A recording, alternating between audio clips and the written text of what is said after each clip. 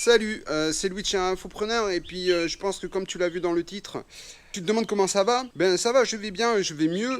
Pas mal de gens ont travaillé avec moi pendant que j'étais aussi malade. Donc premier cas de coronavirus ou du moins déclaré entre guillemets une pneumonie 31 décembre 2019 et on apprend que certainement il y a un début de cas de maladie enfin en tout cas de maladies contagieuses qui aurait tendance à se déclarer en Chine. Alors je vais pas trop faire toute l'histoire de où se situe le virus, comment il est arrivé, etc. Mais pour te signaler que donc du coup je fais mon réveillon, 1er janvier, 2 janvier je suis à l'aéroport de Bornéo, à Balikpapan, et je m'en vais donc direction Jakarta. Je voyage de nuit et j'arrive à Hong Kong très tôt le dimanche matin. Là on a un contrôle, ce qui est quasiment habituel à Hong Kong, un contrôle de thermomètre, où tu sais tu as la caméra qui prend les températures à distance, mais là on avait quand même un officier enfin un responsable médical qui nous a pris la température. La journée se passe, comme tu l'as vu, je pense, si tu suis un peu la chaîne, etc. J'ai fait une journée à Hong Kong, j'ai fait mes achats, etc. J'ai été faire mon sport, etc. Donc mon vlog à Hong Kong. Et le lundi matin, si tu as aussi suivi l'épisode qui a suivi, j'étais en Chine, et j'étais dans le Guangdong, notamment à Shenzhen. Et il s'avère que quelques jours après, bon, mais moi je ne l'ai pas identifié comme un coronavirus au départ, puisque pour moi ça semblait être quelque chose qui était mortel. Mais il s'avère que les jours suivants, et notamment, je suis rentré le mardi, donc le lundi j'ai attendu à la frontière, quand tu connais la frontière Shenzhen par Hong Kong, il y a beaucoup de monde. Là j'ai attendu quand même, j'ai dû faire un visa, donc je suis resté. Après je suis encore passé côté chinois, après j'ai pris un taxi, donc j'ai peut-être touché une surface. Après j'étais dans les bureaux que tu as vu si tu as suivi le vlog à Shenzhen. Et après on a été manger, donc on a été dans un restaurant. Puis, tu sais que bon, si tu connais un peu la Chine, c'est grand, donc les restaurants c'est pas petit. Et puis je suis parti quand même de là, on a retravaillé encore un petit peu dans les bureaux et je me suis rendu à ce qu'on appelle, alors pas la gare du Nord, mais dans le nord de Shenzhen, à la grande gare, celle qui te permet de prendre le train rapide pour aller jusqu'à Hong Kong. Là j'ai fait une autre vidéo que tu as dû voir et qui s'appelle Renouveler ses stocks, donc j'étais au milieu de foule, etc. Et puis si tu as encore suivi le même vlog de Shenzhen toute la journée, tu as vu qu'à un moment j'ai dû courir, donc je suis passé au milieu de la foule et j'ai dû prendre le train et ce train rapide que j'ai failli louper. Et si tu as lu un petit peu les médias, parce que je sais que le coronavirus en ce moment c'est un petit peu un sujet d'actualité, du moins un sujet qui buzz pas mal et puis et qui ouvre pas mal de débats où les gens donnent un petit peu chacun leur avis. Et tu sais que j'ai pris le train rapide et notamment les premiers cas qui ont été décelés à Hong Kong les jours précédents, ces derniers jours, sont des gens qui sont arrivés par ce train qui arrive directement à la gare centrale de Hong Kong. Il faut que je signale quand même que quand je suis arrivé à Hong Kong, alors un peu comme en France parce que j'entends les détracteurs qui disent machin, mais on m'a distribué un prospectus sur les risques de contagion de ce virus. Et effectivement, j'ai profité, il y avait du liquide, je me suis lavé les mains, j'étais aux toilettes, etc. Enfin, j'ai rempli mes papiers pour rentrer à nouveau à Hong Kong. De là, j'ai été me loger, je fais mon travail, je passais ma soirée avec mes clients jusqu'à pas d'heure et je me suis levé le mardi matin pour reprendre mon avion en direction de l'Indonésie, puisque voilà, j'avais fini. Et la semaine a passé, quand est arrivé vendredi soir, heure locale de chez moi, et j'ai commencé à me sentir affaibli. Donc je me suis dit,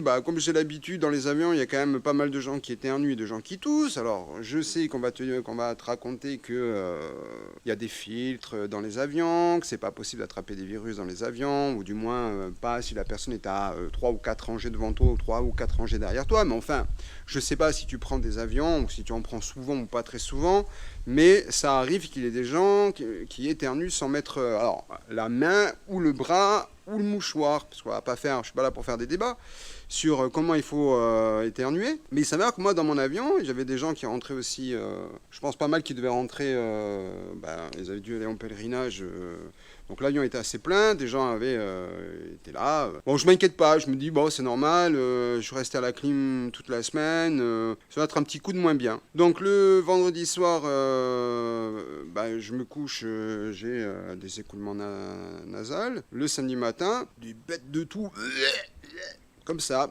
Bon, je me dis, je dois avoir une bronchite. Parce qu'il faut quand même que je vous dise, parce que par rapport à l'avion, en fait, c'est que on vous dit souvent donc qu'on peut pas attraper grand-chose dans l'avion. Mais enfin, quand je suis quand même arrivé à Hong Kong le dimanche matin, excusez-moi de revenir un peu en arrière, on a quand même eu un steward qui a gazé tout l'avion au-dessus au niveau des sacs, et qui a gazé tout l'avion. Alors je sais pas, parce que c'est l'avion qui arrive d'Indonésie, et c'est un petit peu la même chose quand tu vas aux Philippines. Il y a certains pays, bon, quand tu arrives dans des grosses destinations comme Tokyo, Séoul, Hong Kong, bon, il peut s'avérer qu'en général, bon, il y a comme une forme entre guillemets de désinfection. Et bon voilà. Donc du coup samedi matin, entre-temps, bon, j'ai une forme d'homéopathie que je prends un petit peu tous les jours.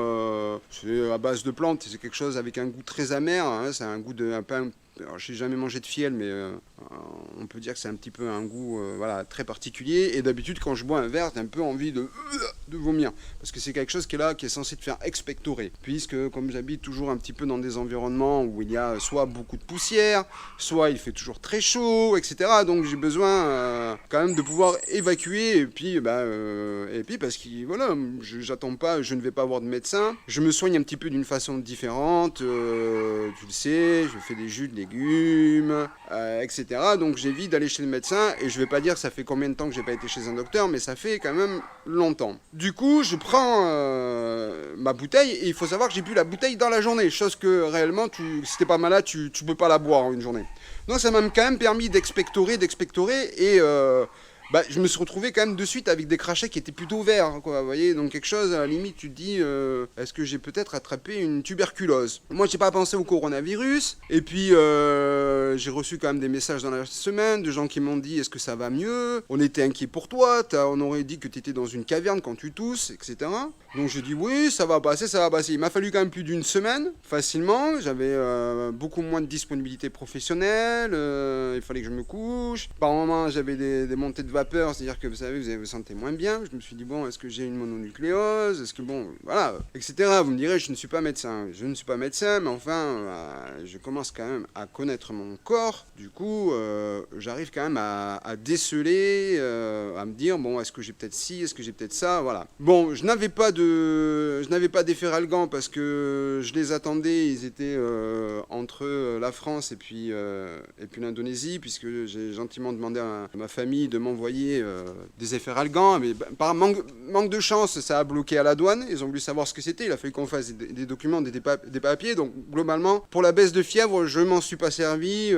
J'ai bu des tisanes, je me suis fait donc ma fameuse potion magique à base de plantes. Et voilà. Et le temps est passé. Et la semaine suivante, d'ailleurs, pour ceux qui ont travaillé avec moi, j'ai travaillé 23 heures, je pense, la semaine suivante, le lundi, rien que pour rattraper un petit peu tous les retards que j'avais. Et voilà, donc je voulais vous dire, finalement, on ne meurt pas du coronavirus parce que c'est surtout très contagieux. Donc je reçois maintenant des gens qui me disent, des messages de gens aujourd'hui, je ne veux pas dire qu'ils me dérangent pendant mes vacances, mais qui me disent, ouais, faut pas que tu ailles en Chine, c'est trop dangereux, machin. Bon, l'OMS n'a pas déclaré qu'il était prohibé d'aller voyager en Chine. Donc la semaine à partir du 2 février, je serai à nouveau en Chine et à Hong Kong aussi. Donc je tenais à vous rassurer de ça, on ne meurt pas du coronavirus. D'ailleurs, pour les gens avec qui je travaille, à qui j'ai annoncé qu'on reprenait, que les bureaux ouvraient à partir du 1er ou du 2 février. Apparemment, le gouvernement chinois, pour éviter, vous savez, les déplacements par millions, puisque là en Chine on parle bien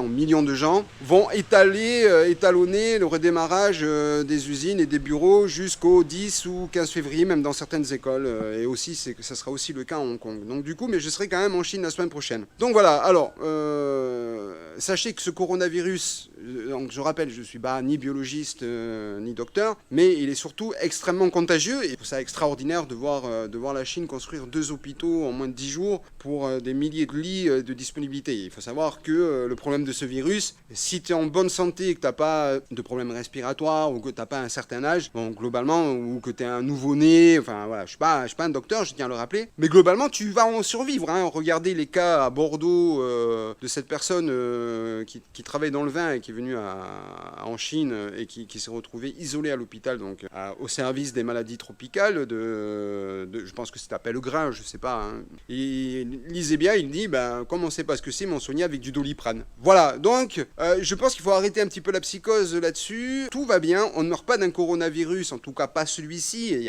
Effectivement, il y a des cas, il y a quelques cas. Le seul pays, alors d'aujourd'hui où je fais ma vidéo, on est, je pense, mercredi. Alors d'aujourd'hui, il n'y a eu que des décès en Chine. Il n'y en a pas eu ni en France, ni à Hong Kong, ni en Australie, ni en Indonésie, ni aux États-Unis, ni en Allemagne. Donc voilà, je tenais à vous dire, j'ai survécu au coronavirus et ça me rappelle comme des fois on peut attraper une salmonelle. Vous savez, alors comment on attrape une salmonelle? Pareil, des petites gouttelettes d'eau. Hein, alors ça peut être dans une climatisation, dans un restaurant, vous savez, qui n'est pas bien entretenu, ou même dans un hôtel. Moi, ça m'est arrivé et je le fais très souvent et je vous recommande de le faire si vous voyagez à l'international et dans des pays à tendance équatoriale ou tropicale. C'est quand vous arrivez dans l'hôtel, c'est d'ouvrir votre bloc de clim, de démonter les 2 filtres, de les passer à la douche. Vous prenez le pommeau de douche et vous nettoyez ces filtres. Ça vous évitera d'attraper, excusez-moi, j'habite dans... Il y a quelques moustiques.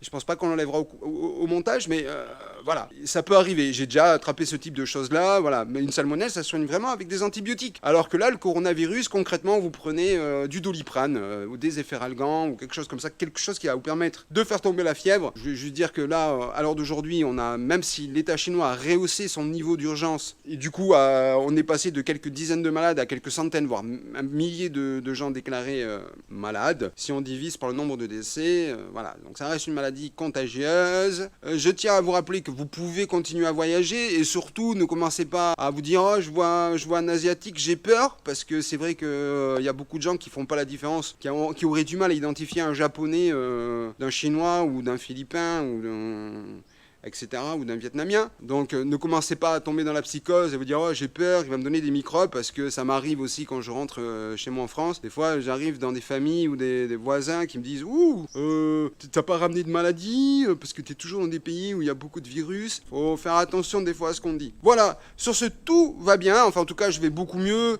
ça va mieux depuis je pense une bonne semaine maintenant, et on va dire 10 jours, même si j'ai encore un petit peu, je suis encore pris à la gorge, j'ai encore un peu le nez qui est pris. Mais voilà, donc je voulais faire, c'est mon témoignage à moi, mon témoignage personnel un petit peu pour calmer les ardeurs. Je reste confiant, bien sûr que si vous suivez mon Instagram, vous avez dû voir que j'ai posté des stories où j'avais un masque, je portais un masque, surtout quand je suis rentré après mon voyage de Hong Kong dans l'avion, parce que j'ai entendu beaucoup de gens qui éternuaient, etc.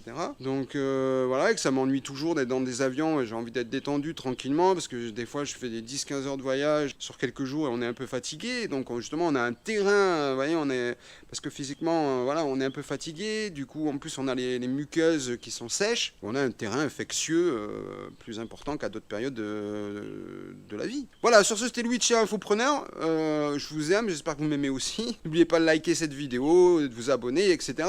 Et de faire des commentaires, un maximum de commentaires. Il y a certainement la grippe tue beaucoup plus, il y a je pense la malaria qui fait des millions de morts à l'année, je pense qu'il existe des vaccins ou il existe des médicaments, ou certainement qu'il existe des traitements. Voilà, vous avez tout compris quoi. Il faut relativiser et rester détendu. Et je vous dis à très bientôt, à la semaine prochaine, où je serai, je pense, entre Macao et je vais en Chine aussi. Je vais à nouveau dans des usines parce que c'est la reprise et que je vais aller checker des produits. Et je serai aussi à Hong Kong et je referai des heures d'avion. Voilà, sur ce, ciao, bye bye.